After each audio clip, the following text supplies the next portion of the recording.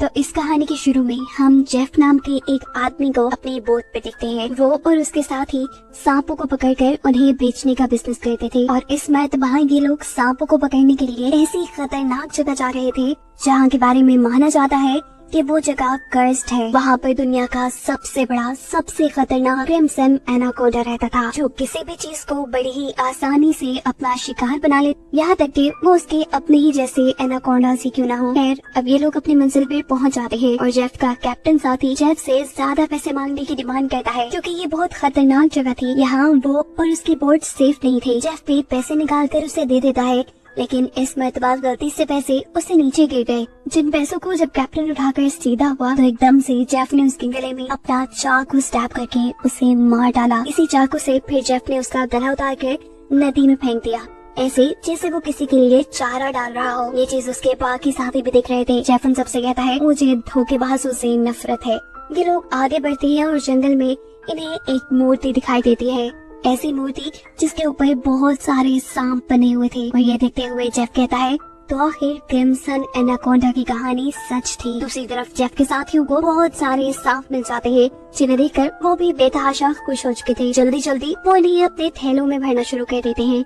दूसरी तरफ जेफ उस बड़े क्रिम्सन एनाकोंडा की तलाश में अपनी बंदूक लेकर निकल जाता है। इन तीनों में से एक साथी जब सांपों से भरे हुए थैले वापस बोट में रखने आया तो उसने देखा कि दूर उनके कैप्टन साथी की सरकटी लाश पानी में खड़ी थी। उसे अपनी आंखों पे यकीन नहीं आया। अचानक वो लाश दोबारा पानी में डूब गई और तैरते हुए कोई बड़ी सी चीज उसकी तरफ आने लगी। डर के मारे ये आदमी जंगल की तरफ भागता है, लेकिन उसकी कोशिश कामयाब नहीं होती, क्योंकि एक बड़ा सा एनाकोंडा अब उसे अपने शिकंजे में लिपटा था। उसके इर्द गिर्द लिपट कर वो उसकी हड्डियां तोड़ते हुए उसे खाने ही वाला था कि अचानक सीन कट होकर हमें ये जंगल में उसके दूसरे साथी को दिखाया जाता है। वो साथी एकदम से कुछ देखकर डर गया। असल में उसने उसी बड़े से एनाकोंडा की बॉडी को रेंगते हुए देख लिया था। जैसे ही वो एनाकोंडा एक दरख्त पे चढ़ा तो उसके पेट को देखकर साफ लग रहा था कि उसने किसी इंसान को निकला हुआ है। इससे पहले कि ये आदमी अपनी जान बचाकर भाग जाता, एकदम से उसके सामने उसके साथी की लाश लटक जाती है,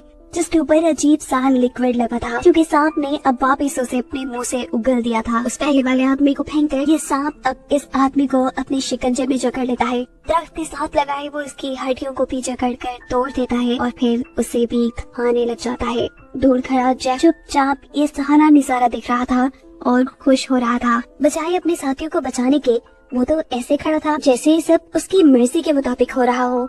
असल में वो इस एनाकोंडा को पकड़ना चाहता था, इसलिए वो अपनी शॉटगन से उसे बेहोश करने ही वाला था कि अचानक जंगल के सभी जानवर शोर मचाना शुरू कर देते हैं, जिनकी आवाज सुनते हुए ये एनाकोंडा यहाँ से भाग जाता है। सीन कट होकर दूसरी तरफ हम बेलियंग नाम के एक आदमी को देखते हैं। बेलियंग अपने साथियों के साथ एक सर्कस में काम करता है, लेकिन ये सर्कस बंद होने की वजह से वो सर्कस के मालिक से यहाँ के सभी आर्टिस्ट को खरीद लेता है, क्योंकि वो इन सभी आर्टिस्ट को अपने साथ थाईलैंड ले जाकर वहाँ अपनी एक नई सर्कस खोलना चाहता था। ये लोग भी नदी के रास्ते थाईलैंड जाने का प्लान करते हैं और जब ये लोग आधे रास्ते में थे तो तब इन्हें लकड़ी के कंटेनर से आगे का रास्ता बंद मिलता है। उनका कैप्टन चाहता था कि ये लोग अपना रास्ता बदल लें, लेकिन इस तरह इनको बहुत टाइम लग जाता थाईलैंड पहुँचने में। बेलियंग कैप्टन को धमकी देता है जो भी हो हमें वक्त पे थाईलैंड पहुंचना है, क्योंकि वहाँ पे हमारा शो है जिसके पैसे मैं एडवांस ले चुका हूँ। अगर हमने शो ना किया तो हम बर्बाद हो जाएंगे। जवाब में कैप्टन कहता है फिर तो मेरे पास एक ही रास्ता है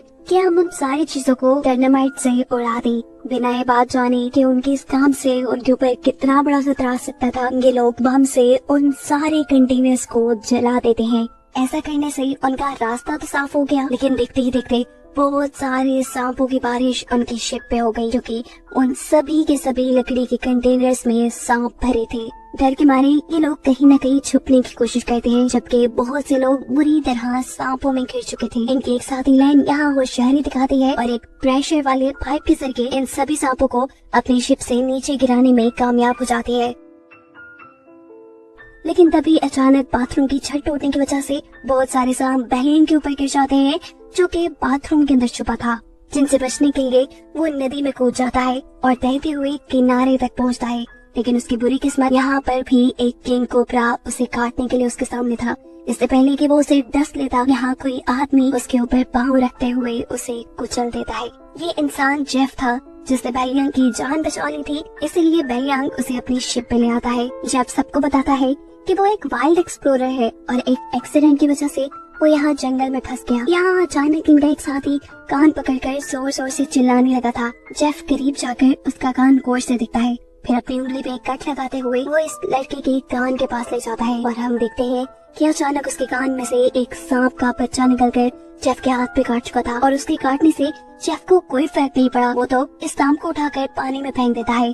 ये सारी चीज यहाँ खड़ी लैन नोटिस कर चुकी थी। लैन खुद भी एक स्नेक एक्सपर्ट थी। वो जानती थी कि एक सांप के जहर से इम्यून करने के लिए इंसान को बहुत सारा सांप का जहर अपने जिस्म में डालना पड़ता है और ये चीज वो बेलियान को भी बताती है और कहती है मुझे ये जेफ इंसान ठीक नहीं लग रहा। देखो कैसे उसे सांप ने काटा लेकिन उसे कुछ भी नहीं हुआ।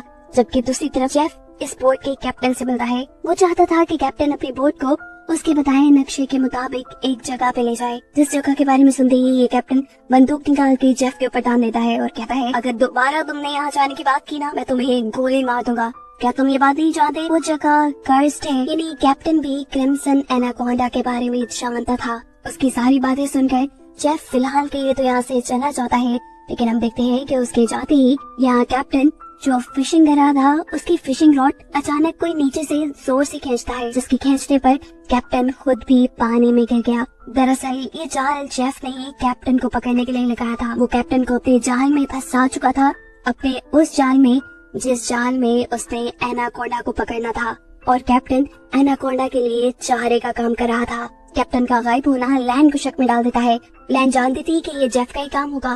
वो जेफ से पूछती है कि कैप्टन कहाँ है, लेकिन जेफ उसकी बातों को ये कहकर डाल देता है कि ये जंगल है, यहाँ इंसानों का गायब होना आम सी बात है। एकदम से इन सब को पानी में हलचल सुनाई दी।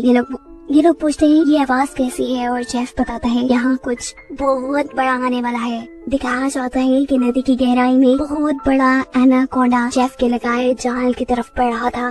जेफ का फिशिंग रॉड जोर से नीचे की तरफ खींचता है, जिसे जैसे ही वो फोल्ड करने लगा तो एनाकोंडा सिर्फ कुछ ही सेकंड के लिए इनके सामने आया। इतना बड़ा, इतना खौफनाक एनाकोंडा देखकर ये सभी डर गए। जेफ ने जो फिशिंग रॉड की रस्सी पकड़ी हुई थी, एनाकोंडा ने जोर लगाकर उसी रस्सी के जरिए जेफ को भी पानी के अंदर कर लिया। वो जेफ को कभी इधर तो कभी उधर पटक रहा था, लेकिन जेफ भी हार मानने वाला नहीं था। वो अपने आप को बचाने के लिए तैरते हुए इसी नदी में मौजूद एक छोटी शिप पे चला जाता है। फिशिंग रॉड भी उसने इसी शिप के साथ बांधी थी और अब अपनी जान बचाने के लिए वो पानी में मौजूद इस एनाकोंडा के जिस्म पे एक नुकीली रॉड से हमला कर देता है। इस हमले ने एनाकोंडा को मारा तो नहीं था, लेकिन जख्मी करके उसे गुस्सा जरूर दिला दिया था। जिस गुस्से में एनाकोंडा जेफ की इस छोटी सी बोट को उठाकर नदी के किनारे ले जाता है और एक ही सेकंड बाद अपनी पूरी तेजी दिखाते हुए जेफ को इस बोट के साथ साथ अपने अंदर जकड़ लेता है। दूर खड़े बेलियान के सारे सर्कस के साथ ही ये नजारा दिख रहे थे और ये लगा कि अब तो बस जेफ मर गया, लेकिन अगले ही पल जेफ तैरता हुआ उनके जहाज में आ चुका था। ये सब उसे देखकर हैरान थे, जबकि जेफ अब पानी के अंदर एनाकोंडा को ढूंढ रहा था। वो नहीं जानता था कि एनाकोंडा अब उसी के पीछे उसी की शिप की छत पे है, जो अगले ही पल इन सब के सामने कैप्टन की बॉडी को अपने अंदर से उगल देता है। एनाकोंडा ने जिन लोगों के सामने उस आदमी की लाश दिखाई थी, वो डर के यहाँ से भागते हुए एक बाथरूम के अंदर छुप जाते हैं और एनाकोंडा तेजी से उनके पीछे उन्हें मारने के लिए बढ़ता है। ये लोग दरवाजा बंद करके मुश्किल से एनाकोंडा को अपने ठिकाने से रोकते हैं और बाहर की तरफ से जेफ एक नुकीले हथियार से एक और मर्तबा एनाकोंडा के ऊपर हमला कर देता है, जिसकी वजह से गुस्से में एनाकोंडा जेफ की तरफ बढ़ जाता है। एनाकोंडा के हमले से बचने के लिए जेफ एक मिनट के लिए उसकी नजरों से गायब हो जाता है, जिसको ढूंढने के लिए एनाकोंडा शिप के अंदर घुस जाता है, जहाँ के कंपार्टमेंट में बेलियांग और उसके एक साथ ही सांस रोके छुपे हुए थे। एनाकोंडा उन्हें देख नहीं पाता और उनके ऊपर से रिंगता हुआ आगे बढ़ जाता है। लैन इस शिप के कंट्रोल रूम में बंदूक लिए छुपी हुई थी, जो उस बड़े से एनाकोंडा को खिड़की से अपने रूम के बाहर से गुजरता हुआ देखती है, जबकि एनाकोंडा ऊपर छत की तरफ से होता हुआ नीचे वॉशरूम की खिड़की से इनके बाकी दोनों साथियों के ऊपर हमला कर देता है। वो बच्चा अपनी जान बचाने के लिए लैन के पास आ जाता है, जिसको पकड़ने के लिए एनाकोंडा भी उसके पीछे था। लैन इस बच्चे को बचाने के लिए यहाँ से भाग निकलती है और इस सारी भगदड़ में यहाँ पर बहुत सारा केरोसिन ऑयल गिर जाता है। एनाकोंडा भी गुस्से में जब खिड़की से बाहर इनके ऊपर हमला करने वाला था, तब पीछे से दूसरा साथी एक घड़ा इस एनाकोंडा के मुंह में फंसा चुका था इस मटके से अपना मुंह निकालने के लिए एनाकोंडा इस जहाज की छत पे बुरी तरह तड़प चुका था। एनाकोंडा ने मुश्किल से मटका तोड़ के अपना सर बाहर ही निकाला था कि यहाँ जेफ पीछे से एंट्री करते हुए उसके मुंह को एक रस्सी के फंदे में बांध चुका था। इससे पहले कि वो अपने शिकार गिनीस एनाकोंडा को पकड़ पाता, नीचे शिप के कंट्रोल रूम में आग लग जाती है और यह डायनामाइट यानी इनके बॉम्ब्स तक भी पहुंच गई। एक बहुत बड़ा धमाका इस शिप में दिखाया जाता है, जिस धमाके से अपनी जान बचाने के लिए ये सब के सब पानी में छलांग लगा देते हैं और एनाकोंडा इस सब में मारा जाता है। जहाज को जलता देखकर बेलियांग अब रोने लगा था। उसे ये टेंशन हो गई थी कि ये लोग अब वक्त पे थाईलैंड नहीं पहुंच पाएंगे। उससे में उसका छोटा साथी उससे कहता है, तुम पागल हो क्या? हम उस इतने बड़े एनाकोंडा से बच गए, हमारी जान बच गई, हम जिंदा है, ये काफी नहीं तुम्हारे लिए? यहाँ पर नैन समझ चुकी थी ये सब कुछ जेफ की वजह से हो रहा था। उसने उनके जहाज को एक शिकंजे के तौर पे इस्तेमाल किया था। वो जेफ से कहती है, अगर तुमने ऐसा ना किया होता तो ये इतना बड़ा खतरा हम पे ना आता। जेफ जवाब में कहता है, तुम लोग जानते भी हो उस एक एनाकोंडा की कीमत क्या है। अगर तुम लोगों ने उसे पकड़ने में मेरा साथ दिया होता ना तो आज हम सब करोड़पति होते। लालची बेलियांग पैसों को सुनते ही फौरन जेफ की तरफ हो जाता है। उसे तो थाईलैंड जाना भूल ही गया था जैसे। वो जेफ से कहता है, बताइए हम उस एनाकोंडा को पकड़ने के लिए क्या कर सकते हैं? हमें पैसे कैसे मिलेंगे? हमें कहाँ जाना होगा? क्या करना होगा? उनकी ये बातें सुनने के बाद जेफ अपना मैप निकालता है, उन्हें दिखाता है और कहता है कि अगर तुम मेरी मदद करोगे तो इस मैप के जरिए मैं तुम्हें 2 दिन के अंदर अंदर थाईलैंड पहुंचा दूंगा। बेलियांग के तो दोनों मतलब पूरे हो रहे थे। वो तो उसके साथ जाने को तैयार था, लेकिन बेलियांग के बाकी साथियों को जेफ के ऊपर एतबार नहीं था। यहाँ बेलियांग के एक साथी की तबीयत भी खराब थी क्योंकि उसे बहुत ही खतरनाक कीड़े ने काट लिया था। इसके जहर से वो मर भी सकती थी। ये देखकर जेफ उसे कहता है, मेरे पास एक ऐसी दवाई है जिसके जरिए इस लड़की का इलाज हो सकता है, लेकिन वो दवाई मेरी बोट तक है। अगर तुम इसका इलाज करना चाहते हो तो तुम्हें मुझे मेरी शिप तक पहुंचाना होगा। ना चाहते हुए भी ये लोग अब जेफ की मदद करने को तैयार हो जाते हैं। बोट तो अब इनके पास भी नहीं रही थी, पैदल ही ये लोग आगे बढ़ रहे थे। आगे जाते हुए जेफ इन्हें कहता है, यहाँ का पानी मत पी लेना, यहाँ के पानी में ऐसे कीड़े हैं जो इंसान के अंदर चले जाते हैं, उसके अंदर ऐसी प्यास लगा देते हैं कि फिर वो इस पानी के अंदर ही अपने आप को डुबा कर मार देता है। रात हो जाती है, ये लोग एक गार के अंदर स्टे करते हैं जहाँ इन लोगों ने आग जलाई हुई थी और जेफ साइड पे बैठा अपनी मैप पे बने हुए एनाकोंडा को देख रहा था। एकदम से सीन्स फ्लैशबैक में जाते हैं और दिखाया जाता है कि कैसे उस क्रिम्सन एनाकोंडा का सामना जेफ से हो भी गया था। वो एनाकोंडा जेफ को मारने ही वाला था, लेकिन जेफ ने उस टाइम होशियारी दिखाई और अपने आप को उस लकड़ी के कंटेनर्स में बंद करते हुए एनाकोंडा की नजर से बच गया। जिसके बाद ये लोग आए। इन लोगों के डायनामाइट ने वहाँ के कंटेनर्स तोड़ दिए, जिसमें से जेफ बाहर निकल गए, इनके साथ मिल गया। सीन्स दोबारा प्रेजेंट पे शिफ्ट होते हैं जहाँ पर जेफ उस मैप को देख रहा था। बेलियांग उसके पास आता है और उसे कहता है, तुम इसी एनाकोंडा को पकड़ना चाहते हो ना? जेफ कहता है, हाँ, ये एक म्यूटेटेड एनाकोंडा है, एक ऐसा एनाकोंडा जिसे तुम एनाकोंडा का राजा भी कह सकते हो। इसने दुनिया के बड़े बड़े शिकार किए हैं, यहाँ तक कि उसने अपने जैसे बड़े बड़े एनाकोंडास को भी खा लिया। और अगर इसे हम पकड़ने में कामयाब हो जाते हैं तो हमारे 7 पुश्तों को भी काम करने की जरूरत नहीं पड़ेगी। लालच में बेलियांग कहता है, मैं आपकी मदद करने को तैयार हूँ। रात में ये सभी लोग सो रहे थे, तभी अचानक बेलियांग के एक साथी की आँख खुलती है। वो देखता है कि इन सबको चारों तरफ से बड़े बड़े एनाकोंडास ने घेरा हुआ था। अचानक उसकी आँख खुली और हमें पता चला कि ये सब उसका ख्वाब था। उनके आसपास कोई भी एनाकोंडा नहीं था। वो देखता है कि उसका भाई भी यहाँ नहीं है। घबरा कर वो इस गार से बाहर आया तो उसने देखा कि उसका भाई बुरी तरह अपने आप को नदी के अंदर डुबा रहा था। करीब जाकर वो अपने भाई को होश में लाने की कोशिश करता है और देखता है कि उसकी नाक से वही जहरीले कीड़े निकल रहे हैं जिनके बारे में जेफ ने उन्हें बताया था कि ये कीड़े इंसान को प्यास लगा लगा कर मार देते हैं और इन्हीं कीड़ों के साथ में उसका भाई भी मारा जाता है। ये लड़का बहुत रोता है, लेकिन अब क्या भी हो सकता था। अगली सुबह ये लोग दोबारा अपने सफर पे निकल जाते हैं। चलते चलते जंगल से एक रास्ता इनके सामने ऐसा आया जहाँ चलने के लिए कोई जगह नहीं थी। इन्हें हर हाल में नदी में उतरना ही पड़ता नदी को पार करने के लिए। कोई भी नदी में उतरने को तैयार नहीं था क्योंकि इन्होंने नदी में बहुत मुश्किलें देख ली थी, लेकिन कोई दूसरा रास्ता भी इनके पास नहीं था। डरते हुए ये लोग नदी में उतर जाते हैं और अचानक एक लड़का पानी की तरफ इशारा करता है क्योंकि इनको एक बड़े से एनाकोंडा ने चारों तरफ से घेर लिया था। इनका एक साथी जिसका भाई रात ही मरा था, वो डर के मारे कुछ ना कुछ पढ़ने लग गया, लेकिन जो डरता है वही तो मरता है। वो नहीं जानता था कि एनाकोंडा का मुंह उसके पीछे ही है। एक एकदम से एनाकोंडा उसे पकड़ते हुए बुरी तरह अपने अंदर अजग कर लेता है। उसकी मदद को लैन यहाँ आती तो है, लेकिन ज्यादा कुछ नहीं कर पाती क्योंकि ये एनाकोंडा उसकी हड्डियां तोड़ चुका था। वो उसका दम घोट कर उसे मार देता है और ये सब लोग खड़े खड़े तमाशा देखते रह जाते हैं। एनाकोंडा उस आदमी के मरे हुए जिस्म को लेकर पानी में गायब हो जाता है और ये सब लोग उसे बचने के लिए यहाँ से आगे बढ़ जाते हैं। कुछ देर बाद आखिर ये सब लोग मिलकर जेफ की बोट तक पहुँच जाते हैं। जहाँ जाते ही पार्टी के मुताबिक जेफ इन लोगों को वो दवाई दे देता है जिससे बेलियांग के साथ ही अपना इलाज कर सकती थी। ये लोग थाईलैंड की जमीन के बहुत करीब थे। उनका एक साथी कहता है चलो जल्दी जल्दी यहाँ से चल पड़ते हैं, लेकिन जेफ इन सबसे कहता है ऐसे नहीं, मैं तुम सब लोगों को वादे के मुताबिक सही सलामत यहाँ ले आया हूँ, लेकिन अब तुम लोगों को भी अपना वादा पूरा करना होगा, तुम्हें मेरी मदद करनी होगी। वो छोटा बच्चा जेफ से कहता है अगर तो तुम्हारी ये मदद उस एनाकोंडा से जुड़ी है तो बस फिर भूल जाओ, हम तुम्हारी कोई मदद नहीं करने वाले। उनकी ये बातें सुनते ही जेफ यहाँ बंदूक निकाल चुका था और बेलियांग भी अपना चाकू इन सबको दिखाने लगा था, क्योंकि वो भी तो अब जेफ का साथी बन गया है। वो इन सबसे कहता है चलो जल्दी करो, जो जेफ कह रहा है वैसा ही करो। लैन कहती है तुम सब लोग पागल तो नहीं हो रहे, उस इतने बड़े एनाकोंडा को पकड़ना नामुमकिन है। जेफ कहता है हाँ ठीक कह रही हो, लेकिन पूरी तरह नहीं, उस एनाकोंडा को खाते हुए पकड़ा जा सकता है। ये कहते ही बेलियांग और जेफ दोनों अपने दो साथियों को रस्सी से पकड़कर अपने जाल के ऊपर बांध देते हैं।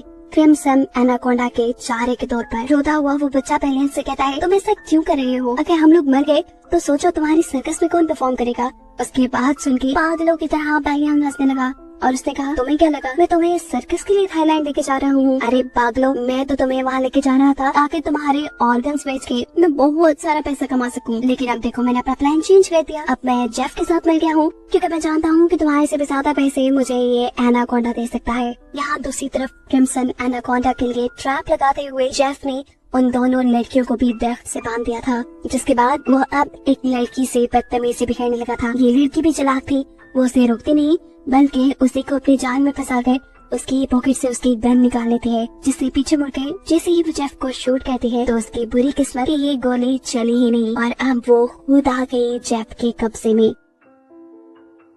इससे पहले कि जेफ उसे मार देता, यहाँ उसकी दूसरी साथी यानी लैन पीछे से आकर जेफ को स्टैब कर देती है अपनी नाइफ से। जेफ अपने बाजू से लैन को दूर करा देता है। दूसरी तरफ मौका देखते हुए दूसरी साथी जेफ के हाथ से गन लेने में लग जाती है। यहाँ लैन भी कमजोर हुए बगैर जेफ के ऊपर चढ़कर उसका गला घोटने की कोशिश करती है और इसी छीना झपटी में वहाँ गोली भी चल जाती है। सीन कट होकर हम उन दोनों लोगों को देखते हैं जिन्हें जेफ ने एनाकोंडा के शिकार के तौर पे रखा था, जिनके पास अब बड़ा सा एनाकोंडा उन्हें खाने के लिए आ रहा था और दूर खड़ा बेलियांग ये सारा तमाशा अपनी आंखों से दिख रहा था। बेलियांग उनकी जाल की रस्सी पकड़े हुए था, लेकिन वो ये बात नहीं जानता था जहाँ वो दूसरों की मौत का तमाशा देख रहा है वहीं पीछे उसकी भी मौत खड़ी है। एक और बड़ा सा एनाकोंडा उसके ऊपर भी आँख जमाए बैठा है और इससे पहले कि बेलियांग को इस बात की खबर होती, वो एनाकोंडा एकदम से उसके सिर के ऊपर वार करके उसे यहाँ से उठाकर ले जाता है। ऐसे उसके हाथ में पकड़ी हुई रस्सी भी उसे छूट जाती है। उन दोनों लोगों का जाल ऊपर चला जाता है। ऐसे एनाकोंडा और उनके दरमियान में फासला आने से उन दोनों की जान बच जाती है। यहाँ जेफ गुस्से में उस लड़की को मारने की कोशिश करता है, लेकिन इस मरतबा भी लैन बहादुरी दिखाती है और पीछे से एक बड़े से लकड़ी के टुकड़े को जेफ के सर पे मारते हुए उसे बेहोश कर देती है। जेफ के बेहोश होते ही ये दोनों भागते हुए अपने दोनों साथियों के पास आते हैं। उन्हें जाल से निकालकर वो उन्हें भी आजाद कर चुके थे, लेकिन उनकी बुरी किस्मत में जेफ को होश आ गया था। इसे देखते ही ये लोग बुरी तरह डर गए, लेकिन यहाँ इनकी किस्मत ने इनका साथ दिया। एक बड़ा सा एनाकोंडा आकर जेफ को यहाँ से ले गया। ये सभी लोग अपनी जान बचाकर जेफ की बोट की तरफ बढ़ जाते हैं ताकि उसमें बैठ के ये लोग यहाँ से निकल पाए, लेकिन लैन के साथी की हालत खराब हो चुकी थी क्योंकि उसे जेफ की बंदूक की गोली लग गई थी और वो यहीं पर इन लोगों की आंखों के सामने दम तोड़ देती है। बाकी बचे हुए लोग जल्दी से बोट पे आके उसे स्टार्ट करने की कोशिश करते हैं, लेकिन ये बोट खराब थी। अचानक इनके एक साथी को पीछे से एक गोली लगती है। वो साथी अपनी गर्दन से वो गोली निकाल कर देखता है कि ये शॉट गन थी, यानी बेहोश करने वाली गोली, जिससे किसी ने उसे बेहोश कर दिया था। बेहोश करने वाला और कोई नहीं बल्कि जेफ ही था। यानी इस एनाकोंडा के हमले से भी वो बच गया था और अभी भी वो जिंदा था क्योंकि उसने एनाकोंडा का सर काट कर उसे मार डाला था। जेफ यहाँ एक और मरतबा इन तीनों को बांधकर क्रिम्सन एनाकोंडा के चारे के तौर पे खड़ा कर देता है और इनके चारों तरफ तेज धार वाली लोहे की तार बांध देता है, जिसके बाद वो इनके जाल की रस्सी को पकड़कर यहाँ से दूर खड़ा हो गया। देखते ही देखते बहुत सारे एनाकोंडा इन तीनों के ऊपर हमला करने के लिए पहुँच गए। इन तीनों को लगा बस अब तो इनकी मौत है, अब ये जिंदा नहीं बच पाएंगे, पर यहाँ किस्मत एक और इनका साथ देती है और सभी के सभी एनाकोंडास किसी को देखकर यहाँ से चले जाते हैं। उन्होंने असल में यहाँ एक बहुत बड़ा सा एनाकोंडा देख लिया था जिससे डरकर वो यहाँ से चले गए। अब ये एनाकोंडा अपना बड़ा सा मुंह खोले इन्हें खाने के लिए तैयार था। इससे पहले कि वो इनके ऊपर हमला करता, कोई उसके ऊपर ही हमला कर चुका है और यही तो है क्रिम्सन एनाकोंडा द किंग, जिसकी तलाश में जेफ था। इसका साइज बाकी एनाकोंडास के मुकाबले 10 गुना बड़ा था। ये क्रिम्सन एनाकोंडा आहिस्ता आहिस्ता इन तीनों को अपने शिकंजे में जकड़ लेता है और इन तीनों को खाने वाला होता है कि अचानक जेफ रस्सी छोड़कर उसे अपने जाल में पकड़ लेता है। अपने आप को छुड़ाने के लिए क्रिम्सन एनाकोंडा तड़प जाता है। वो इधर उधर घूमता है, लेकिन फिर जब आजाद नहीं हो पाता तो अपने दांतों में इस जाल को फंसाकर वो इसे फाड़ कर एक तरफ से यहाँ से निकल जाता है। अपनी जान बचाने के लिए ये क्रिम्सन एनाकोंडा जंगल की तरफ भाग गया। जेफ ने बहुत कोशिश की उसे अपने जाल में दोबारा फंसाने की, लेकिन वो कामयाब ना हो सका। इस सारी कोशिशों में जेफ बेवकूफ ने अपने आप को ही एक दरख्त के अंदर फंसा लिया था। इससे पहले कि वो यहाँ से निकल पाता, क्रिम्सन एनाकोंडा उसको इस दरख्त के साथ ही लपेट लेता है। इस एनाकोंडा को देखकर यहाँ खड़े हुए ये लोग भी बुरी तरह डर जाते हैं। अपनी जान बचाने के लिए ये लोग कुछ भी नहीं कर पा रहे थे, लेकिन तभी छोटा होशियार बच्चा अपना दिमाग चलाता है और अपने दांतों से ये रस्सी तोड़ने में लग जाता है। कहीं न कहीं उसे उम्मीद थी कि वो बच जाएगा। उसने अपने दांतों से इस रस्सी को तोड़ने में इतना जोर लगाया कि उसके मुंह से खून निकलने लगा। यहाँ एक मर्तबा तो जेफ उस क्रिम्सन एनाकोंडा के शिकंजे से निकलने में कामयाब हो ही गया था। इससे पहले कि वो यहाँ से भाग जाता, क्रिम्सन एनाकोंडा अपनी दुम से उसको फंसाते हुए उसे अपने करीब करता है और फिर उसे अपने शिकंजे में जकड़ लेता है। उसकी गर्दन पे अपना मुंह रखते हुए उसने अपने शिकंजा इतना टाइट कर लिया कि जेफ की हड्डियां टूटने लगी, जिसके बाद इस एनाकोंडा ने जेफ को भी अपने अंदर निकल लिया। यहाँ ये तीनों भी उस रस्सी को तोड़कर आजाद होने में कामयाब हो गए थे। जेफ को मारने के बाद वो क्रिम्सन एनाकोंडा इन्हें मारने के लिए इनकी तरफ बढ़ जाता है। ये लोग एक लकड़ी की कंटेनर के पास पहुंच जाते हैं। वो बच्चा अपनी जान बचाने के लिए इस कंटेनर के अंदर चला जाता है और एनाकोंडा उसे देख चुका है। एनाकोंडा अब उसके पीछे पीछे इसी कंटेनर में जा रहा है, लेकिन कंटेनर की दूसरी तरफ दरवाजा बिल्कुल बंद है। बच्चा तेजी से इस दरवाजे को तोड़ने की कोशिश कर रहा है। वक्त गुजरता जा रहा है, एनाकोंडा तेजी से उसकी तरफ बढ़ रहा है। इससे पहले कि एनाकोंडा इस बच्चे को निकल लेता, वक्त रहते ही उसके साथ ही बाहर की तरफ से इस कंटेनर का दरवाजा खोलने में कामयाब हो जाते हैं और ये बच्चा बच के यहाँ से निकल जाता है। ये लोग भागते हुए आगे बढ़ते हैं। इन्हें ये भी मालूम था ये लोग बच नहीं पाएंगे, लेकिन यहाँ किस्मत इनका साथ देती है। इन्हें नहीं मालूम था कि जंगल के उस हिस्से में थे जहाँ पर जेफ ने तेज धार वाली वायर लगाई थी, जिस वायर से टकराते हुए इस एनाकोंडा का सर कट जाता है। पीछे मुड़ के ये लोग उस एनाकोंडा को देखते हैं और इन्हें यकीन नहीं आता कि इनकी जान बच चुकी थी। इनके लिहाज से वो एनाकोंडा मर चुका था। ये लोग खुश थे, लेकिन अब और खतरा ये मोल नहीं ले सकते थे। अपनी जान को खतरे में नहीं डाल सकते थे। ये जानते थे कि यहाँ पर बहुत से और भी एनाकोंडा है। जल्द से जल्द ये लोग यहाँ से अपनी जान बचाकर निकल जाते हैं और कहानी के आखिरी सीन में हमें दिखाया जाता है कि असल में वो क्रिम्सन एनाकोंडा मरा नहीं, बल्कि जैसा जेफ ने पहले बताया था वो एक म्यूटेटेड एनाकोंडा था। उसने अपने कटे हुए सर को रीजनरेट कर लिया था, यानी दोबारा से बना लिया था और अब वो एक और मर्तबा जिंदा हो गया है, जिसे दिखाते हुए ये कहानी यही खत्म हो जाती है।